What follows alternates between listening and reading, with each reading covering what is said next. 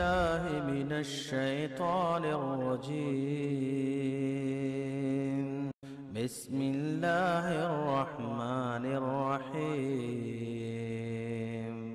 هو الذي جعل لكم الأرض ذلولا فامشوا في مناكبها وكلوا من رزقه وإليه النشور. آمنتم من في السماء أن يخسف بكم الأرض فإذا هي تمور أم أمنتم من في السماء أن يرسل عليكم حاصبا فستعلمون كيف نذير. اعوذ باللہ من الشیطان الرجیم. بسم اللہ الرحمن الرحیم. وذکر فإن الذکریٰ تنفع المؤمنین. وقال اللہ تبارک و تعالی وذکر بالقرآن من یخاف وعید. وقال اللہ تبارک و تعالی وانزلنا الیک الذکر لتبین للناس. صدق اللہ العلی العظیم.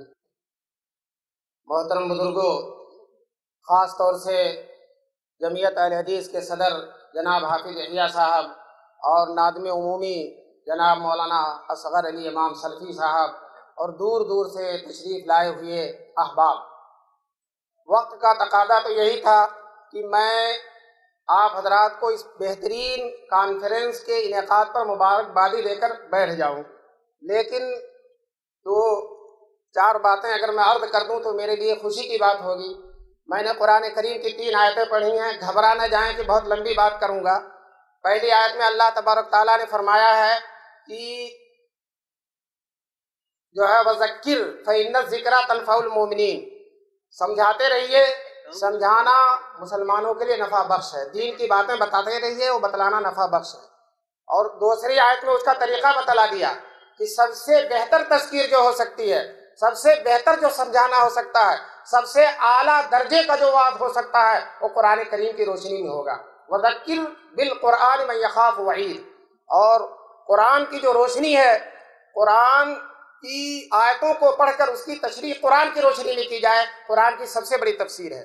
اگر قرآن سے اس کی وضاحت کما حقوق نہیں ہو رہی ہے، کوئی آیت سامنے نہیں آ رہی ہے، تو دوسرے نمبر پر اعلیٰ درجے کی تفسیر ہے اقوال جناب رسول پاک صلی اللہ علیہ وسلم، جن کو ہم احادیث کہتے ہیں.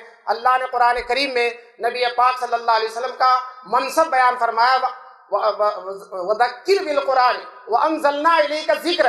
اے نبی، ہم نے آپ پر قرآن اتارا لِتُبَيِّنَ لِلنَّاسِ، تاکہ آپ قرآن کو لوگوں کے سامنے بیان کریں.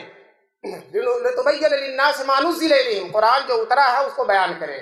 ہمارے علماء اور خطبہ کو اس بات کا خاص اہتمام رکھنا چاہیے کہ ان کا بیان قرآن و حدیث کی روشنی میں ہو.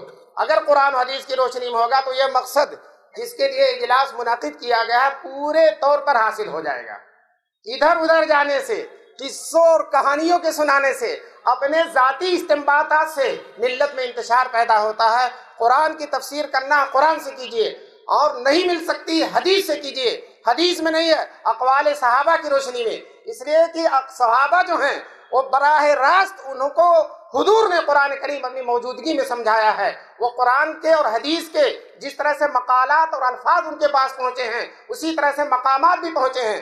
بہت سی حدیثیں ایسی ہیں جن میں صحابہ کا نام لے کر حضور نے مخاطب کیا، یا ابا ذر، یا فلاں، یا انس. تو ان حدیثوں کو ان سے زیادہ سمجھنے والا کوئی اور نہیں ہوگا جو نام لے کر نبی پاک صلی اللہ علیہ وسلم نے صحابہ کرام سے خطاب کیا اور براہ راست سن رہے ہیں. وہ حضور کے لہجے کو بھی جان رہے ہیں، انداز کو بھی جان رہے ہیں، موقع محل کو بھی جان رہے ہیں. حضور کے مخاطب بھی بیٹھے ہوئے ہیں، اس لیے ان سے زیادہ کتاب و سنت کو کوئی اور سمجھنے والا نہیں ہو سکتا. اس کی روشنی میں اگر استنباط کی ضرورت پڑے تو استنباط میں کبھی بھی اپنے مسلک کو، اپنے رجحان کو، اپنے مشرب کو اور اپنی ذاتی ترجیحات کو کبھی بھی سامنے نہیں لانا چاہیے. کتاب و سنت کی روشنی میں اجتہاد کرنا چاہیے، استنباط کرنا چاہیے. جیسا کہ حدیث ابو ذر سے ہے کہ حضور نے فرمایا اگر مسئلہ قرآن سے نہیں ملا، حدیث سے نہیں ملا، کیا کرو گے؟ انہوں نے کہا اجتہد برأیی ولا آلو، میں اپنی رائے سے اجتہاد کروں گا، کوتاہی نہیں کروں گا۔ کوتاہی کا کیا مطلب ہے؟ اپنے ذوق کو اس میں ترجیح دے دینا، اپنے رجحان کو ترجیح دے دینا، اپنے مسلک کو ترجیح دے دینا، یہ کوتاہی ہے۔ اور قرآن کتاب و سنت کی روشنی میں استنباط کرنا، وہ قرآن و حدیث کا بھرپور اثر ہے، حق ہے۔ انشاءاللہ اگر ہمارے مواعظ اس انداز میں ہوں گے علماء خطبہ کے، ملت کو بھرپور فائدہ ہوگا، اتحاد پیدا ہوگا، اتفاق پیدا ہوگا، فروغ انسانیت ہوگی اور پرامن معاشرہ پیدا ہوگا، اور علماء اور خطبہ اور ائمہ کے جو حقوق ہیں وہ حقوق سے پورے طور پر جو ہے ذمہ داری اپنی پوری کر سکیں گے۔ اور خاص طور سے ایک بات اور یاد رکھنی چاہیے، تقریریں بڑی اچھی ہوتی ہیں، بڑی اعلیٰ درجے کی ہوتی ہیں، لیکن عوام صرف ہماری زبان نہیں دیکھتی، ہمارا عمل بھی دیکھتی ہے۔ اگر ہمارا عمل ہماری گفتگو کے خلاف ہوتا ہے تو ہماری تقریریں بے جان ہوتی ہیں۔ تو کوشش یہ کیجئے کہ ہماری تقریر وہ نہ ہو جائے جیسا کہ کسی شاعر نے کسی خطیب کی طرف اشارہ کر کے کہا تھا، وائز کا ہر ایک ارشاد بجا، تقریر بہت دلچسپ مگر چہرے آنکھوں میں سرور عشق نہیں، چہرے پہ یقین کا نور نہیں۔ تو چہرے پہ یقین کا نور ہونا چاہیے، یقین کامل ہونا چاہیے، مکمل عمل ہونا چاہیے۔ انشاءاللہ اگر یہ باتیں ہوں گی، ہمارا واعظ، ہمارا خطبہ، ہماری تقریر اور مسجد کی ہماری امامت اور خطابت ملت بیضاء کے لیے مفید ہوگی۔ آخر میں علامہ اقبال کے اشعار جو انہی چیزوں کی روشنی میں ہیں وہ کہہ کر اپنی بات کو مکمل کرتا ہوں۔ علامہ اقبال کہتے ہیں، ہے وہی تیرے زمانے کا امام برحق، ہے وہی تیرے زمانے کا امام برحق جو تجھے حاضر و موجود سے بیزار کرے۔ اور کہتے ہیں، موت کے آئینے میں تجھ کو دکھا کر رخ دوست زندگی اور بھی تیرے لیے دشوار کرے۔ اور اسی طرح سے دے کے احساس زیاں تیرا لہو گرما دے، فقر کی سان چڑھا کر تجھے تلوار کرے۔ اس کے ایک شعر اور سناؤں گا جو آج کل کے حالات کی عکاسی کرے گا۔ چند دن بعد بڑے بڑے اجلاس ہوں گے، اس سلسلے میں فتنہ ملت بیضاء ہے امامت اس کی، فتنہ ملت بیضاء ہے امامت اس کی، جو مسلمان کو سلاطین کا پرستار کرے۔ وآخر دعوانا الحمدللہ رب العالمین۔